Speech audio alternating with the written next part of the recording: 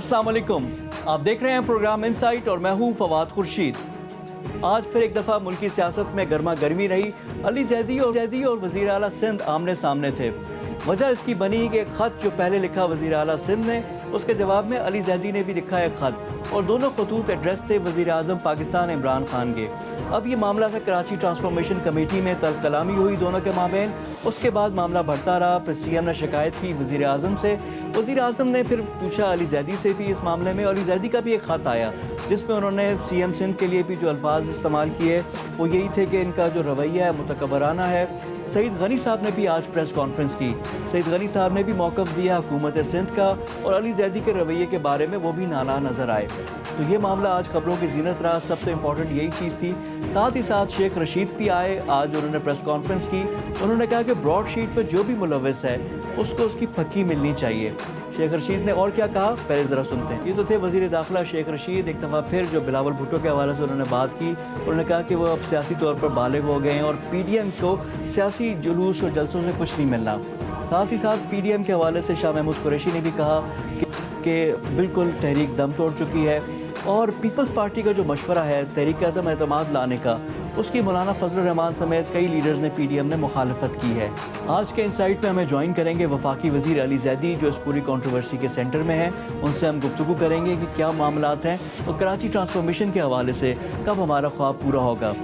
इसके साथ हमें ज्वाइन करेंगे शेख वकास अकरम, सीनियर सियासतदान हैं। उनसे हम बात करेंगे सियासी मौसम और सियासी जो जमातों का और लीडर्स का रुख है वो किस तरफ है। ये दोनों हजरात हमारे साथ आज प्रोग्राम में शामिल होंगे। लेकिन आगाज़ गुफ्तगू हम करेंगे अली जैदी साहब से। वफाकी वज़ीर हैं, PTI के रहनुमा भी हैं और MNA हैं कराची शहर से। तो सबसे पहले गुफ्तगू आगाज़ करते हैं अली जैदी साहब से। अली जैदी साहब, अस्सलाम वालेकुम and welcome to the show. जी वालेकुम अस्सलाम, कैसे हैं आप? बिल्कुल ठीक ठाक। अली साहब, मामला शुरू हुआ था कराची ट्रांसफॉर्मेशन प्लान से। इसमें जब अस्करी क़यादत भी आ गई, तमाम स्टेक होल्डर्स इसमें मौजूद थे, जिसमें उम्मीद थी कि ट्रांसफॉर्मेशन होगी। लेकिन यहाँ पे तो मामला कोई और रुख पे चला गया कि अभी तक इस पर कोई पेशरफ्त नहीं हो रही। 6 माह हो गए। और ये वज़ीर आला सिंध के साथ क्या मामला हुआ? देखिए, पहले तो मैं थोड़ा सा आपको ब्रीफ कर दूं, थोड़ा सा उससे पहले चले जाइए आप। ये 2019 में जब मेयर उस वक्त के वसीम अख्तर साहब ने एक खत लिखा था मुझे, जब मैंने उनको ये कहा कि वो हमारे बोर्ड में भी थे KPT के, और मैंने उनको ये कहा कि देखेंगे सारा कचरा गंद जो आपका है शहर का वो पानी में आ जाता है समंदर में, और हमारे पोर्ट को बड़ा प्रॉब्लम हो रहा है, तो ये कचरा उठाए। तो उन्होंने खत लिख दिया कि जी हमारे पास तो कोई वसाइल नहीं है, ये नहीं है, वो नहीं है, जो भी थे। उसके बाद मैंने खुद से ये इनिशिएटिव लिया और एक क्लीन कराची की मुहिम शुरू की। आपको याद है ना, वो 2019 की बात मैं बता रहा हूँ। और उस क्लीन कराची की मुहिम में हमने FWO को इन्वॉल्व करके, क्योंकि और पब्लिक से, प्राइवेट से नहीं, पब्लिक से, आम आवाम से पैसे इकट्ठे करके, ऑर्गेनाइजेशन से, और वो सारा करके FWO के साथ मिलके कराची के नाले साफ किए। बारिश हुई, कराची नहीं डूबा। लेकिन वो मुहिम क्या 30-40 दिन चलती रही। लेकिन उसके बाद ये हुआ कि ये खुद आ गए, जो इनका काम था करने का, हुकूमत सिंध का ब्लू जैकेट मूवमेंट और पता नहीं क्या, उन्होंने कोई कहानी लगाई क्लीन करेंगे।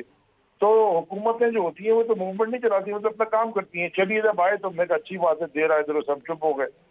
उसके बाद उन्होंने कुछ दिन सफाई की, फिर कचरा वहीं पड़ा रहा। 2020 की जो बारिश थी उसमें पूरा शहर डूब गया। जब शहर डूब गया तो मैंने फिर शोर हंगामा, तो मैंने मचाया बहुत कि जी ये तो ना खुद करते हैं ना करने देते हैं, और ये आगे ड्रामा करते हैं। तो फिर सारे लोगों ने इकट्ठे होकर कहा कि चलो इसको एक दफा कराची की चीजों को सॉर्ट करेंगे। उसके बाद ये कमेटी बनी, और कमेटी में फेडरल गवर्नमेंट की तरफ से मैं, असद उमर साहब और अमीनुल हक साहब, हम 3 थे।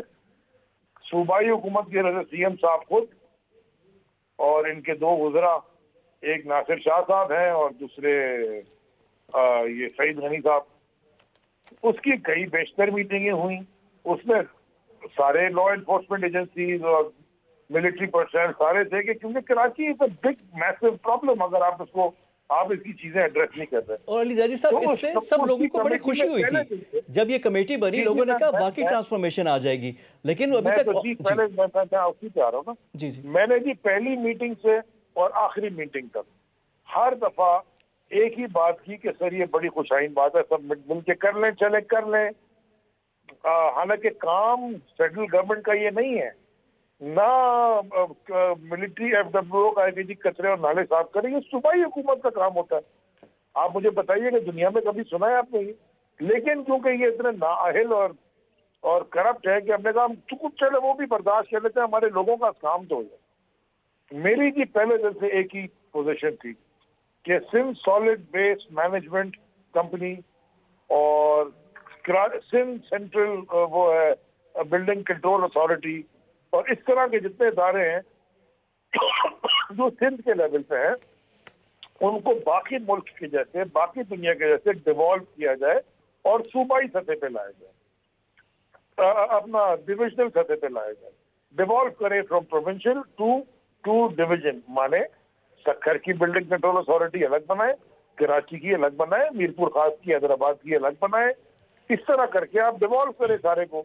और इन्होंने एग्री किया कि ये बिल्कुल ठीक है, ये हमने एक्सपेरिमेंट किया था ज्वाइंट करने का, वो एक्सपेरिमेंट आपकी बात ठीक है, ठीक नहीं हुआ, हम करेंगे। अच्छा अली साहब, अभी तक जो आप बात कर रहे हैं तो बड़ी रीजनेबल बात है, फिर लड़ाई कहाँ से आ गई?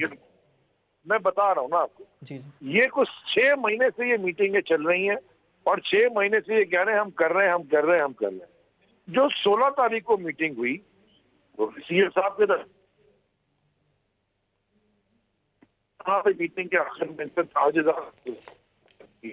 जैसे आपने कई जमाने से कहा हुआ है, इसको भी मिनट करके कोई टाइमलाइन अपनी मर्जी की दे दें कि इस वक्त तक हो जाएगा। तो मौसूफ आगे से जवाब देते हैं कि मैं आपको जवाब दे नहीं हूं, I am not answerable to you, इनके एग्जैक्ट वर्ड्स थे। फिर मैंने दोबारा इनसे पूछा कि सर आपने एक कमेंट की है, उसमें आंसरेबल की क्या बात? हम सारे बैठे हुए हैं में और इसीलिए बैठे हैं, आप मर्जी की टाइमलाइन दे दें, जो आपने कमेंट किया ये कब तक आप कर देंगे? फिर फरमा रहे हैं कि I am not answerable to you. जब उन्होंने तीसरी दफा ये फरमाया तो फिर मैंने कहा कि जी मैं अपना वक्त यहाँ जाया के झक मारने तो मैं नहीं आता इधर, हम एक दूसरे के साथ मिलकर काम कर रहे हैं। अगर आप ये कहते हैं आई एम नॉट आंसरेबल, ये एरोगेंस आप में इतनी है, तो फिर मैं इधर क्या करने आया हूँ? आप मुझसे सवाल पूछे, मैं आंसरेबल हूँ। आपसे आप ये हैं कौन कहने वाले कि I am not answerable to you? मतलब मैं अपने हल्के के हर आदमी को आंसरेबल हूँ और वो मुझसे सवाल पूछते हैं और एक्सेस भी है। ये कौन आदमी है कि कहता है मैं ये क्या सिर्फ अभी को आंसरेबल है कि इस महीने से पैसे कमा के लाया हूँ? इनके ऊपर करप्शन की दास्तान है, हम चुप करके तमाशा देख रहे हैं चलो, लेकिन अगर ये काम भी नहीं करेंगे तो फिर आंसरेबल भी नहीं कहेंगे कि हम आंसरेबल भी नहीं है, तो फिर ये कपल ऑफ क्विक क्वेश्चंस। ये जब खत लिखा है इन्होंने वजीर आजम को लिखा, तो वजीर आजम ने कोई आपसे बात की? वजीर आजम ने कुछ आपसे इस पे बारे में पूछा कि क्या हुआ है क्या नहीं, या खामोशी है उस साइड से? कैबिनेट मीटिंग थी, उस कैबिनेट मीटिंग में ही मैंने पूरी कैबिनेट को ब्रीफ कर दिया था कि ये हुआ है और ये मेरा वर्जन है, और बात खत्म हो गई थी। मीडिया में तो आई भी नहीं थी, तो 16 तारीख को हो गई थी खत्म। तो प्राइम मिनिस्टर ने कुछ कहा था आपको इस पे? प्राइम मिनिस्टर इमरान खान से जब आपकी बातचीत हुई, उन्होंने कोई स्पेसिफिकली इस हवाले से कोई बात की आपसे? नहीं, उन्होंने कहा जी खत आया है उनका, आप खत पढ़ के जवाब दें। मैंने जब खत पढ़ा तो मुझे बहुत और गुस्सा आया। मैंने प्राइम मिनिस्टर को ही एड्रेस कर रहे हैं, ना कोई सर, ना कोई ऑनरेबल प्राइम मिनिस्टर, ना खत के आखिर में your sincerely, your truly, best regard, कुछ भी नहीं। ये किसी अपने, ये किस तरह के लोग हैं? ये पता नहीं है सीएम कैसे बन गया, ये देखो तमीज नहीं है प्राइम मिनिस्टर कैसे बात कर रही है। लेकिन अली साजी साहब, फिर आपने भी जो खत लिखा है ना, उसमें जो आपने कहा कि इनके दिमाग में समाये बिला जवाज तकब्बुर और बेवजह गुरूर का मजहर है, फिर आपने कहा कि जी आदाब से नामाग, ये बड़े सख्त अल्फाज आपकी तरफ से। तो अब मामला कहाँ खत्म कहाँ पे होगा? मैंने तो खत इनके खत के जवाब में लिखा है, गुरूर नहीं है उनको। ये कैसे, मुझे बताइए ना। चले मैं आपसे पूछता हूँ मेरे भाई, आपका माशाल्लाह एक शो है, आपका कोई सुने, आपका साथी, आपका इक्वल नहीं, मैं आपको कहता हूँ आपका एक इंसानी, आपका कोई सबऑर्डिनेट, आपका कैमरामैन चले, वो आपसे कोई काम बोले और आप बोले हाँ मैं कर रहा हूँ, वो आपको हर दफा याद दिला, आप बोले हाँ मैं कर रहा हूँ। क्या आप कभी इसको बोलेंगे पलट के कि यार मैं तुम्हें जवाब देनी हूँ? देखिए वो मामला तो देखे होना चाहिए, और देखिए कराची का सवाल था, कराची के लिए तो सबको जब ये बोलेंगे तो फिर सुनेंगे भी ना। फिर अगर ये एक दफा नहीं 3 दफा उन्होंने कहा, फिर ये सुनेंगे। मैं वहां क्यों बैठूं? जिसको बैठना है बैठे, मैं तो नहीं बैठता। लेकिन अली ज़ैदी साहब, मामला कराची का है ना, तो कराची के लिए तो फिर अफाम और तफहीम कैसे होगी? क्योंकि कमेटी में आप दोनों फिर आमने सामने होंगे। मेरी जान, मामला कराची का है तो उन्होंने क्यों नहीं ठीक किया कराची? मैंने रोका है इनको कचरा उठाने से, आपने रोका है कचरा उठाने से। نہیں معاملہ کراچی کا ہے تو آپ نے روکا ہے کچرا اٹھانے سے, آپ نے کہا کہ انفورسمنٹ کرواؤ, کس نے کہا ہے؟ میں نے کروائی ہے. اور بڑی امپورٹنٹ ہے, دیکھیں علی زیدی صاحب آپ خود ایم این اے ہیں, آپ کو کراچی کے لوگوں نے ووٹ دیا, سی ایم سندھ ہیں, تو اس بات ہم چاہ رہے ہیں نا کہ ٹرانسفارمیشن کمیٹی میں تو آپ لوگ دونوں ممبر ہیں نا, تو وہاں پہ آ کر کچھ اس کا افہام و تفہیم حل کیسے ہوگا؟ یعنی آپ لوگ ون آن ون آمنے سامنے بیٹھیں گے؟ یہ ہے کہ قانون جو ہے حرکت میں آئے, جی آئی ٹی ان کے اوپر بنی ہوئی ہے, ان کو اٹھا کے ان کے کرمنل کیسز ہیں, ہر روز زہر بلوچ کو یہ فارغ کر رہے ہیں, اس کے خلاف پروسیکیوشن نہیں کرتے, یہ کرمنلز ہیں. جب تک قانون کی بالادستی نہیں ہوگی اسی طرح کے کرمنل آفس میں بیٹھے رہیں گے, یہ اس کا حل ہے, باقی ساری منافقت ہے. اچھا, لیکن ٹرانسفارمیشن از ویری امپورٹنٹ, جو آپ نے کہا نا کہ ڈیوالو کریں, نیچے کی سطح پہ لے کر آئیں. آپ بھی بحری امور کے وزیر ہیں, کراچی میں ہی آپ کا زیادہ اس میں اثر و رسوخ دائرہ اختیار بھی آ جاتا ہے, تو اس معاملے کو یعنی کوئی بیچ میں کسی کو آنا پڑے گا, کیسے حل ہوگا؟ میں کیا کر رہا ہوں کہ میں نے تو کر دیا, یہ اپنا کام کر لینا, صرف جو جس بات کی یہ رسی ہیں بنے میں, جس بات کی تنخواہ لیتے ہیں وہ کر لیں, باقی مجھے کیا کرنا ہے؟ میں کیوں بیٹھوں میٹنگ میں؟ میرا کیا کام ہے کہ کچرے کی بات کروں؟ انہوں نے خود ٹھیکہ لیا ہوا ہے سندھ سالڈ ویسٹ بنا کے, تو کریں نا پھر صاحب, ان کو روکا کس نے بھائی؟ اچھا, جو آئندہ آنے والے سمجھا دیں, آپ کا کام اینکر بننا ہے, آپ اینکر ہیں, اور آپ اگر اینکر نہیں بن رہے تو آپ کو پھر چھوڑ دینا کام. نہیں بالکل وہ تو اسی کرنا طرح چاہیے. سی ایم بنے 12 سال سے 15 سال سے بیٹھے ہوئے ہیں, پہلے فائنانس منسٹر بھی بن کے, تو کریں, کس نے روکا کس نے ان کو کام کرنے سے؟ مجھے ذرا بتا دیں کون روک رہا ہے؟ اچھا, آئندہ آنے والے اجلاس میں آپ شرکت کریں گے؟ مدد کرنے آئے بھائی صاحب, federal government N D A میں وفاقی وزیر پیسے لگا کے مدد کرنے آئی ہے, کچرا اٹھانے کی مدد کرنے آئی ہے. اگر ان سے کچرا بھی نہیں اٹھا, you think they deserve to be in office after a decade? اچھا علی زیدی صاحب, دیکھیں اس میں تو دیکھیں ایک معاملہ بڑا امپورٹنٹ ہے کہ زیادہ تو بلدیاتی میئر کے سطح کے کام ہے نا جو ہونے چاہیے. اب اس پہ وفاق اور صوبائی حکومت کر رہے ہیں, یہ بھی غلط ہے. بلدیاتی انتخاب بھی ہونے چاہیے, الیکٹڈ لوگ بھی آئیں. لیکن ابھی اس معاملے پہ میں آ جاتا ہوں کہ اگلے ہونے والے اجلاس میں آپ شرکت کریں گے؟ مجھے نہیں پتا, میں نے اس کا فیصلہ نہیں کیا. اچھا, ابھی تک آپ نے فیصلہ نہیں کیا. تو علی زیدی صاحب, آپ کے کیونکہ کراچی کے ووٹ ہیں, ایم این اے بھی آئے ہوئے ہیں, تو ہمیں امید ہے کہ ٹرانسفارمیشن پلان کی حد تک آپ اس پہ بھی کریں گے. ابھی کیونکہ دونوں جانب سے بیانات آ رہے ہیں, سعید غنی صاحب نے بھی آج پریس کانفرنس کی اور اس میں آپ کو ہدف تنقید بنایا. آپ کے بھی جو ویوز ہیں بڑے اس میں ہارش ہیں, اور خط و کتابت جو ہوئی ہے. میرے ویوز ہارش نہیں ہیں, میں آپ کی بات سے سر سی ایم کے حوالے سے, سی ایم کے حوالے سے, سر سی ایم کے حوالے سے, سر چھوڑ دیں سی ایم سے, سر انہی کے حوالے سارا معاملہ ہے نا. آپ نے ابھی جو سر میری بات نہیں, غلط آپ ٹویسٹ نہ کریں بات کو. میرے کوئی ہارش ویوز نہیں ہے, میرا بالکل سمپل سادہ سوال ہے. میرے شہر سے کچرا ڈالو, کیونکہ ٹھیکہ اس کا آپ کے پاس ہے, سندھ سالڈ ویسٹ مینجمنٹ کے آپ خود چیئرمین ہیں سی ایم صاحب, اس میں کون سا ویو ہارش ہے؟ 15 سال سے آپ بیٹھے ہوئے, آپ کچرا نہیں اٹھا سکتے, اس میں ہارش کون سا ویو ہے بھیا؟ سر جو تھوڑی دیر قبل جو آپ نے باتیں کی نا, جو اس طرح آپ نے کہا نا کہ بلا وجہ تکبر, بے وجہ غرور اور آداب سے ناواقف, تو یہ تھوڑے ہارش ورڈز ہیں نا سر. اس وجہ سے میں آپ کو جواب دے نہیں ہوں, اس وقت یہ تکبر نہیں ہے تو کیا ہے؟ کیونکہ انہوں نے بات کی, پھر آپ نے بھی اسی حساب سے نا جواب بھی تو دیا نا. کیا آپ نے جواب بھی تو پھر اسی حساب سے دیا نا کہ پھر میں کیا اپنا ٹائم ضائع کرنے, یعنی آپ کی طرف سے بھی وہ سر میں نے سوال پوچھا کہ سر یہ کب کریں گے, وہ کہتے ہیں میں آپ کو جواب دے نہیں ہوں, تو پھر جو میں وہ ٹائم ضائع کر رہا ہوں, اور کیا کر رہا ہوں؟ نہیں میں کہ جوتے چاٹوں جا کے اس کے کرمنل کے, کیا کروں, کیا چاہتے ہیں آپ؟ ٹھیک ہے. اچھا, اب یہ تو میں کوئی یہ مراد علی شاہ نہیں ہوں کہ زرداری اور ردی جیسوں کے جوتے چاٹ کے سی ایم بن کے بیٹھا ہوں کرپٹ لوگوں کی. No sir, I will not do that. Thank you. اچھا چلے علی زیدی صاحب, یہ پھر وہ جو آپ نے بات کی ہے اس کا یہی مطلب ہے کہ یعنی یہ بھی ہارش ورڈز کے زمرے میں ہی آتا ہے. لیکن چلے, ہمیں امید ہے کہ معاملہ افہام و تفہیم سے ہو جائے. بہت شکریہ آپ کے ٹائم کا. ہمارے ساتھ موجود تھے وفاقی وزیر علی زیدی صاحب, یہ میری ٹائم افیئرز کے وزیر ہیں, ان سے ہماری گفتگو ہو رہی تھی, اور معاملہ تھا سی ایم اور علی زیدی کے مابین تھا, کیونکہ میٹنگز میں جو ان کے درمیان ورڈز ایکسچینج ہوئے, اس کے بعد خط و کتابت ہوئی. پرائم منسٹر کو پہلے خط لکھا سی ایم نے, اس کے بعد علی زیدی صاحب نے بھی خط لکھا. تو یہ معاملہ اور سوال ہے کراچی کا ٹرانسفارمیشن پلان ایٹ سٹیک ہے. میٹنگز ہوتی ہیں, وفاق کی طرف سے علی زیدی صاحب پی ٹی آئی کے رہنما بھی ہیں, وہ بھی شریک ہوتے ہیں, وفاقی وزیر بھی ہیں, سی ایم سندھ بھی وہاں پہ ہوتے ہیں. تو کراچی کے معاملے پہ ہمیں امید ہے کہ کوئی افہام و تفہیم ہو جائے گی اور ٹرانسفارمیشن پلان آگے بڑھے گا. یہاں پہ وقت ہو گیا ایک بریک کا. بریک کے بعد آ کر گفتگو کا سلسلہ جاری رکھیں گے. Stay with us.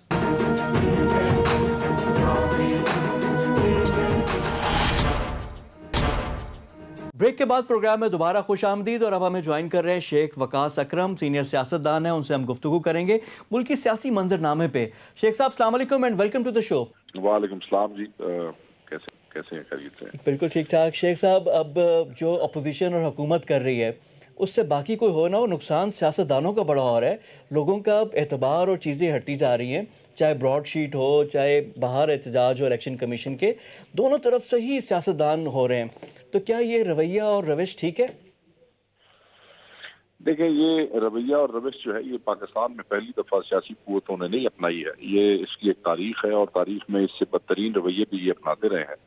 बदकिस्मती से जैसे जैसे वक्त गुजरता है, चीजें जिद्दत की तरफ जाती हैं, दुनिया में बेहतरी आ रही है और हम वहीं पे 70s 80s की जो पॉलिटिक्स है उसी को बढ़ावा दे रहे हैं और उसी फैशन में जो है हम पॉलिटिक्स करने की कोशिश कर रहे हैं। एक तरफ वो तब्दीली वाले हैं जो हमें एक नया पाकिस्तान बना के दिखा रहे थे, जिसमें रिवायात उन्होंने सारी पुराने पाकिस्तान की जो है उन्हें जिंदा रखने की कोशिश की। और दूसरी तरफ पुराने पाकिस्तान वाले हैं जो किसी हवाले से भी नई दुनिया, नए तकाजे और नई नस्ल ने जिस वजह से उनसे डिसहार्ट होके अपना कबला तब्दील किया था, वो उस पे भी उतरने की कोशिश नहीं कर रहे। अच्छा शेख साहब, at the end of the day, इसी से मेरा सवाल, जी इसी से सवाल है। At the end of the day ये नुकसान बहैसियत कौम, बहैसियत मुल्क पाकिस्तान का है। इन सियासतदानों का क्या है, एक दिन इस पार्टी में, दूसरे दिन दूसरी पार्टी में रिटायर हो गए तो सियासत खत्म। सर इसी से जुड़ा सवाल था, क्योंकि जो आपने बात की ना, दोनों को आपने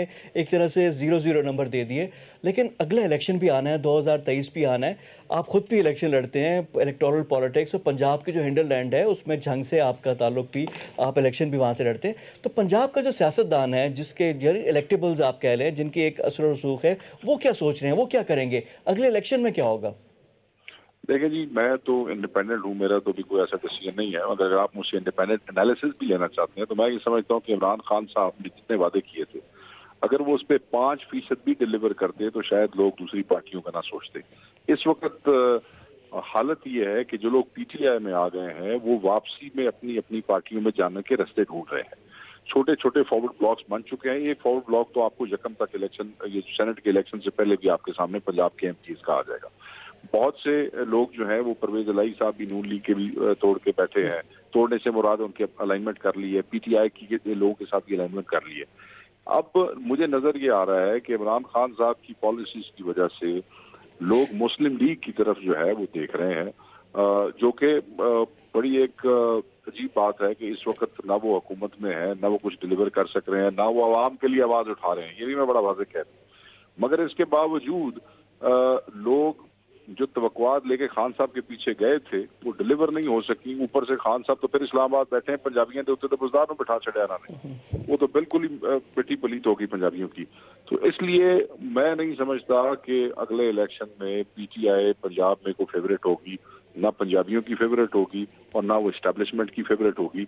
ये या तो मुस्लिम लीग जो है वो तो इस वक्त तो आप कहीं भी चले जाएं तो उनका बैठे बैठे, एक वो लंदन में बैठे हैं, दूसरी इधर पाकिस्तान में, उनका बैठे बैठे वोट बैंक जो है वो बढ़ रहा है। अच्छा, दूसरी तरफ कोई आजाद एक ऐसा अलायंस भी सामने आ सकता है जिसमें वो जो लोग नून लीग से और पीटीआई से दोनों से तंग हैं, इलेक्टेबल हैं, दोनों को जांच चुके हैं, ठीक है जी, वो इकट्ठे होंगे और वो भी अगले आपको 1-1.5 महीने में कोई ना कोई सूरत नजर आ जाएगी और वो एक अपना इंडिपेंडेंट अलायंस में मूव कर सकते हैं। अच्छा शेख साहब, इसमें माजी में भी देखते हैं ना, माजी में भी हम देखते हैं कि जो सेंट्रल पंजाब, पिछला इलेक्शन देख लें, जनूबी पंजाब ने ही वोट चेंज किया था ना, जनूबी पंजाब महाज बना था, फिर वो तहरीक इंसाफ में आ गए तो हो गया।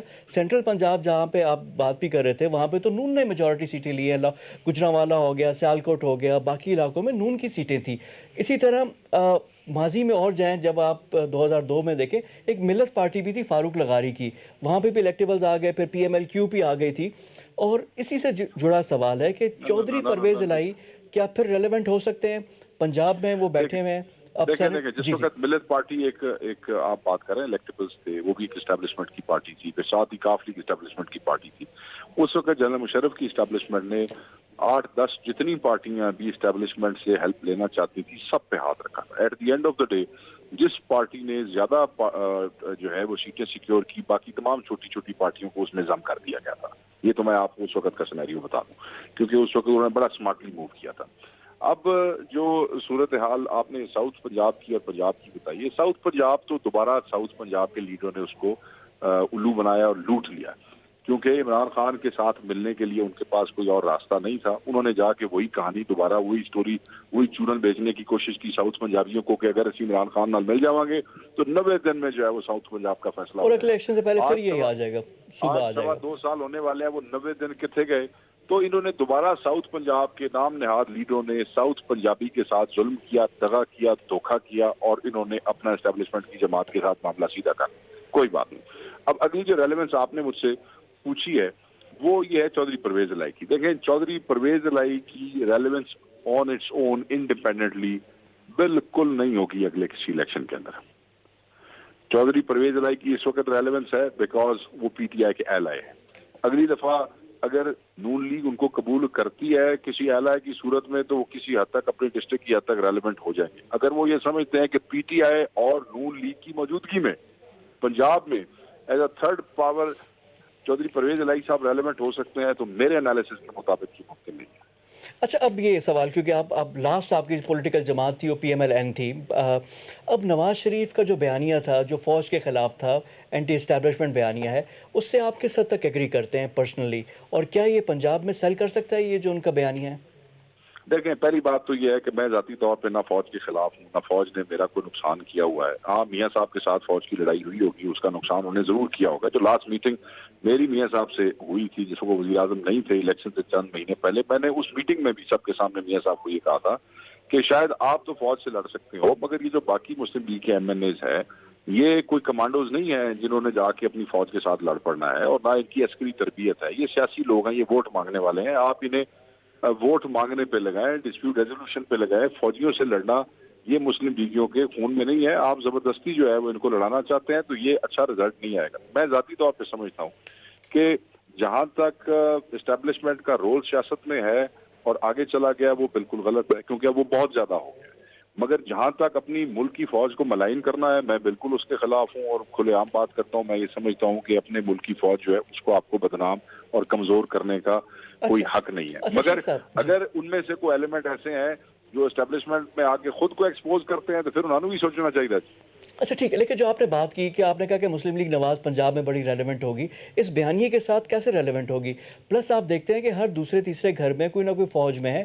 پھر قبرستانوں میں آپ جائیں تو وہاں پہ شہیدوں کی تعداد ہے, تو جب اس طرح کی چیز ہے تو پھر کیسے ریلیونٹ ہو جاتی ہے؟ بالکل بالکل. دیکھیں پنجابی جو ہے نا وہ فوج کے ساتھ چلتا ہے, رائٹسٹ ہے, مسلم لیگ کے ساتھ چلتا ہے. اب میں آپ کو بتاؤں, اب پرابلم یہ ہے کہ عمران خان صاحب نے اپنے نیریٹو میں اپنے آپ کو سیو کرنے کے لیے فوج کا نام اتنا ایکسپوز اور اتنا مس یوز اور ابیوز کیا ہے ہر چیز میں اپنی ناکامی کو بچانے کے لیے. پرائم منسٹر اپنی تقریروں میں ISI سے لے کے پاک فوج تک کا نام 50,000 دفعہ کہہ چکا ہے کہ جو ایک پرسیپشن کریٹ ہوگی ہے پنجابیوں میں کہ وہ کہتے ہیں کہ جناب عمران خان کو یہ لے کے آئے ہیں, عمران خان نے ڈیلیور کوئی نہیں کیا, مہنگائی کا ذمہ دار عمران خان ہے, جاب لیسنس کا ذمہ دار عمران خان ہے, تو انڈائریکٹلی جو اس کو لائے ہیں وہ اس کے ذمہ دار ہے. تو بیسیکلی یہ پہلا اسٹیبلشمنٹ کی ہیلپ سے بننے والا وزیر اعظم ہے جس نے اسٹیبلشمنٹ کو اتنا گندا کیا ہے جتنا آج تک کسی نے نہیں کیا. اچھا لیکن آپ کے خیال میں شیخ صاحب آپ ہی سیاست کے پرانے کھلاڑی ہیں, کوئی اسٹیبلشمنٹ کی بیکنگ کے علاوہ کون سے ہماری حکومت آئی ہے اور کون سے ہمارا ایسا سیاستدان ہے جو اس کے علاوہ آیا ہو؟ اور پھر اس کے بعد جی عمران کا بھی نہیں ہے, کوئی بھی نہیں ہے. میاں نواز شریف بھی اسٹیبلشمنٹ کی ہیلپ سے آئے تھے, بھٹو صاحب بھی اسٹیبلشمنٹ کی ہیلپ سے آئے تھے, محترمہ بے نظیر بھٹو شہید صاحب بڑا احترام ہے ان کا, وہ بھی اسٹیبلشمنٹ کی ہیلپ سے یہاں پہ آ کے بیٹھی تھی. مگر اب ایک ہوتا ہے کہ جی کوئی روٹی تھوڑے سامنے لے آ کے رکھ دے, ایک ہوتا ہے کہ کوئی روٹی لے آ کے نا پھر وہ لقمے بنا کے تھوڑے منہ چپانے شروع کر دے, اس میں فرق ہوتا ہے. سو اتنا بھی پپٹ کوئی نہیں رہا آج تک اسٹیبلشمنٹ کا, اور اتنا بھی اسٹیبلشمنٹ کو کسی نے ذلیل نہیں کیا جتنا عمران خان صاحب. اچھا لیکن وہ تو کہتے ہیں کہ بڑا کریڈٹ ہے کہ ایک پیج پہ ہیں, میں کرپٹ نہیں ہوں, جس کی وجہ سے ان کا پورا بیانیہ. اور اچھا اصل ان کے لیے اصل ہے ہونا چاہیے ایک پیج پہ. اگر حکومت اور اسٹیبلشمنٹ نہیں ہوگی تو وہ ملک کیا ہوگا؟ ملک کیا ہو, پہلے نہیں تھا. اسٹیبلشمنٹ کو ایک ہی پیج پہ ہونا چاہیے, مگر اب آپ اپنے تھانے دار چینج کرنے کے لیے بھی اسٹیبلشمنٹ کو استعمال کریں, پٹواری چینج کرنے کے لیے بھی اسٹیبلشمنٹ اس میں پھر پوائنٹ آف ڈیفرنس پہ میں آ جاتا ہوں نا, اسٹیبلشمنٹ کو استعمال کریں. خیر جی اپنی پارٹی کی پریس ریلیزیں بھی آپ اسٹیبلشمنٹ سے ایڈٹ کرائیں, مطلب کوئی حد بھی ہوتی ہے. اچھا لیکن ایک بات ہے جس پہ بڑا کلیئر کٹ ایک ڈفرینس ہے, وہ ہے عثمان بزدار. عثمان بزدار کہیں سے بھی اس طرف کی چوائس نہیں ہے، وہ عمران خان کی ذاتی چوائس ہے، اور کئی دفعہ پریشر بھی آیا لیکن عمران خان نے وہ برداشت بھی کیا۔ اب 2.5 سال ہو گئے عثمان بزدار صاحب کو، اب 2.5 سال مزید رہ گئے۔ اب کچھ بیانات بھی آپ دیکھیں کہ عثمان بزدار کے اگریسو آ رہے ہیں، جا رہے ہیں، متحرک بھی ہو گئے ہیں، تو کیا اگلے 2.5 سال میں عثمان بزدار نے جو سیکھا ہے کچھ ڈیلیور کر پائیں گے؟ کچھ امید ہے آپ کو؟ مجھے تو عثمان بزدار سے یا پی ٹی آئی کی پنجاب کی حکومت سے کوئی امید کوئی نہیں ہے۔ I have to be very clear. مجھے تو ان سے امید کوئی نہیں ہے جی۔ یہاں اس وقت تو صرف ایک تو لوگ مال بنا رہے ہیں پنجاب میں، دوسرا لوگ وکٹمائزیشن کی سیاست کر رہے ہیں، تیسرا کوئی کام نہیں ہے۔ اچھا، اس میں اگر دیکھ لیں کہ اگر ڈیلیوری اگر ہوگی، آپ نے کہا 5% کی، اگر 15-20% بھی ہو گئی، پھر کیا کوئی گراؤنڈ ریالٹیز چینج ہوں گی کہ آخری سال میں کوئی کام ہو گیا، بجٹس آنا شروع ہو گئے، اکانومی ہماری ریوائیو ہو گئی، مہنگائی کم ہو گئی؟ آخری سال دے بجٹ نال کچھ نہیں جو ہوتا۔ میں آپ کو ایک مثال دیتا ہوں کہ جس وقت سارا بار جو تھا نا، جو وہ خلاف تھا افتخار چودھری کے، اور اس وقت کسی نے موو نہیں کی اور وکیلوں کی ہیلپ نہیں کی، وکیل گالیاں نکالتے تھے افتخار چودھری صاحب کو، اور جس وقت ٹائم چینج کرنے تھا کیا نہیں، اس کے بعد جب جنرل مشرف نے ان کو نکالا تو وہی وکیل جو مہینہ پہلے گالیاں نکال رہے تھے وہ ان کے پیچھے آ کے کھڑے ہو گئے۔ چیزیں ٹائم پہ اچھی لگتی ہیں، ٹائم کے بعد چیزوں کی افیکٹونیس وہ نہیں رہ جاتی جو ہوتی ہے فرام ٹائم ٹو ٹائم۔ تو میں یہ سمجھتا ہوں کہ آخری سالوں میں آپ بجٹ دے لیں، نوکریاں دے لیں، جو آپ کی 3-4 سال ضلالت ہو جاتی ہے وہ آخری سال کی کمپنسیشن سے پوری نہیں ہوتی۔ اچھا، یہ تو ہو گیا۔ اچھا، اب کچھ بات میں کرنا چاہوں گا پی ڈی ایم کی موومنٹ کی۔ پی ڈی ایم کی موومنٹ میں کوئی جان نظر آ رہی ہے، یا پھر یہ جس طرح کے یو ٹرنز اور پیپلز پارٹی نے جس طرح بیچ میں سے اپنا علیحدہ سے راہ نکال لی، تو اب کوئی پی ڈی ایم کی ریلیونس ہے یا اب ختم ہے؟ مجھے سوائے پوری پی ڈی ایم میں فضل الرحمان کے علاوہ کسی پارٹی میں کوئی جان نظر نہیں آتی۔ اور سینٹ کے الیکشنز کی اب میں بات کروں گا کہ سینٹ کے الیکشنز میں کیا کوئی سرپرائز ایکسپیکٹڈ ہے کہ پی ٹی آئی کے لوگ ٹوٹیں گے یا پی ایم ایل این کے ٹوٹیں گے؟ اگر سیکرٹ بیلٹنگ ہوئی، فائدہ کس کو ہوگا؟ سارے آنے ٹوٹن گے۔ یہ تو ڈیپینڈ کرتا ہے کہ آزاد لڑنے والے کے پاس پیسہ کتنا ہے۔ یعنی یہ وہ روایت ہے، اور یہ پیسے کا توڑ کیا ہے؟ اس کا کیا کیا جائے؟ اوپن میں بھی لوگ نہیں مان رہے۔ پیسے کا کوئی توڑ نہیں ہے، یہ کئی ہزار سال کی روایت ہے۔ اس کا توڑ کون کا؟ کرپشن کا کوئی توڑ ہے؟ کتنے 100 سالوں سے چل رہی ہے۔ پیسے کا کوئی توڑ نہیں ہے، یہ صرف بندے آپ حیا کرن، مطلب اللہ تعالیٰ اتنی بڑی ذمہ داریاں دیتا ہے، اتنا ڈیکورم، آپ ایم این اے ہیں، کتنے ہزار لاکھوں آدمیوں کے نمائندے، آپ سینیٹر ہیں، کتنے بڑے ہاؤس کے ممبر ہیں، اگر پھر بھی آپ یہ چھچوری حرکتیں کریں کہ پیسے لینے دینے والی، تو بات پھر ٹھیک ہے، وہ کم چل رہی ہے، دنیا چل رہی ہے۔ اچھا، اس موقع پہ آپ کیا مشورہ کیا دینا چاہیں گے؟ ایک تو یہ پی ایم ایل این کی اگر آپ کی قیادت، نواز شریف صاحب اگر آپ کو کہیں کہ مشورہ دو، تو نواز شریف کو آپ کا کیا مشورہ ہوگا؟ پہلا مشورہ تو سیدھا یہ ہے کہ آپ سیاستدان ہیں، سیاستدانوں کی فوج سے کوئی لڑائی نہیں۔ آپ نے ہمیشہ فوج کے اور اسٹیبلشمنٹ کے ساتھ بیٹھ کے مل کے معاملات حل کیے ہیں۔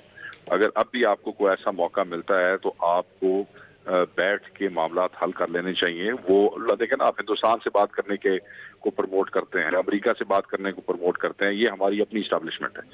آپ کو بات کر کے ملک کی بہتری کے لیے میرے خیال میں ایک فیئر الیکشن مانگنا چاہیے۔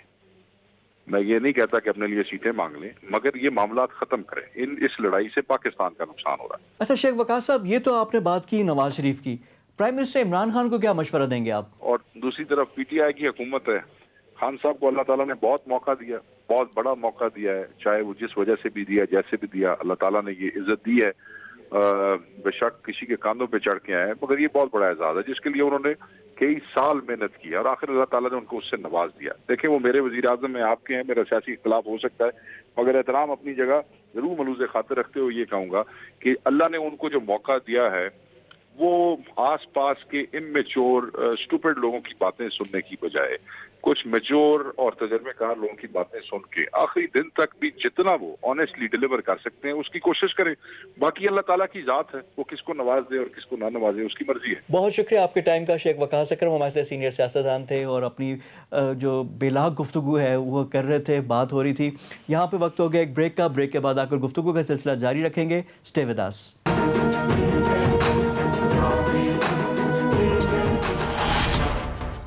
بریک کے بعد پروگرام میں دوبارہ خوش آمدید۔ اب میں بات کرنا چاہوں گا کچھ ایسے ایشوز پہ جس پہ پوری قوم متحد ہوتی ہے، چاہے ہمارا تعلق کسی بھی صوبے سے ہو، کسی بھی سیاسی جماعت سے ہو، ان ایشوز پہ پوری پاکستانی قوم ایک زبان ہے اور اس میں کوئی بھی اختلاف نہیں ہوتا۔ پہلے چند مناظر دیکھیں جو حالیہ کچھ دنوں میں ہوئے ہیں، پہلے وہ دیکھتے ہیں، پھر اس کے بعد میں بات اپنی جاری رکھوں۔ یہ جو 2 مناظر آپ نے دیکھے ہیں، یہ 2 ایشوز سے متعلق ہیں، ایک اسرائیل اور دوسرا ختم نبوت۔ اسرائیل کو تسلیم کرنے پہ بھی پوری قوم متحد ہے، جو آپ نے دیکھا ہے کہ جس طرح لوگ باہر نکلے، اور دوسرا ختم نبوت والا معاملہ، اور یہ مناظر آپ نے دیکھا ہے علامہ خادم حسین رضوی کا ایک جنازہ اور ایک 40واں، جس بڑی تعداد میں لوگ نکلے، وہ اس بات کا غماز ہے کہ ان دونوں ایشوز پہ پاکستانی قوم کیا سمجھتی ہے۔ جو اسرائیل والا معاملہ تھا، اسرائیل نامنظور ریلی کراچی میں نکالی مولانا فضل الرحمان نے، اور ایک پی ڈی ایم کا بھی پورا ان کے جلسے ہو رہے ہیں، چیزیں ہو رہی ہیں، لیکن اسرائیل کے نام پہ جو لوگ نکلے ہیں، مزار قائد کے سامنے جو مناظر ہیں وہ بھی سب کے سامنے ہیں۔ اسرائیل کو تسلیم کرنے کا جو معاملہ تھا، جو مڈل ایسٹ کے ممالک سے شروع ہوا، پاکستان کے بھی اس پہ کافی پریشر آیا، پھر وزیر اعظم نے بھی دو ٹوک الفاظ میں اس کی وضاحت کی کہ یہ پاسبل نہیں ہے، اور اسی معاملے میں شیخ رشید نے کیا کہا، پہلے ذرا وہ سنتے ہیں۔ وزیر داخلہ کا یہ کہنا جو ابھی آپ نے دیکھا کہ کوئی پاسبلٹی نہیں ہے، تو یہ چیز واضح ہو جاتی ہے کہ چاہے اسرائیل والا معاملہ ہو یا ختم نبوت کا، جو علامہ خادم حسین رضوی کے 40ویں پہ اور جو ان کے جنازے پہ لوگ آئے، وہ کسی نے بلائے نہیں، وہ نہ کسی کو پیسے دے کر وہ آئے جس طرح جلسے جلوس میں ہوتا ہے، یہ سارے اس نعرے پہ آئے کہ ختم نبوت کے پہرے دار تھے اور عاشق رسول تھے، تو لوگوں نے بھی اپنی خراج عقیدت ان کو پیش کی اس ایشوز پہ۔ اسی طرح کشمیر کا معاملہ بھی پوری پاکستانی قوم کے ڈی این اے میں شامل ہے کہ ان تینوں معاملات میں کوئی سمجھوتا یا کوئی کمپرومائز نہیں ہو سکتا، چاہے اسرائیل کا معاملہ ہو، سب سے بڑھ کر مسلمانوں کے لیے ختم نبوت، اور یہ پھر آپ نے دیکھ لیا کشمیر کا معاملہ، یہ پاکستان کے ڈی این اے میں تینوں معاملات شامل ہیں۔ یہ جو مناظر آپ نے دیکھے اور ان تینوں ایشوز پر جو قوم کے جذبات ہیں، یہ ان کی عکاسی کرتا ہے کہ ان تینوں پہ قوم کوئی سمجھوتا کرنے کے لیے تیار نہیں۔ یہ تو تھا آج کا پروگرام انسائٹ۔ کل مزید موضوعات کے ساتھ آپ کی خدمت پہ حاضر ہوں گے، تب تک کے لیے فواد خورشید کو اجازت دیجیے، خدا حافظ۔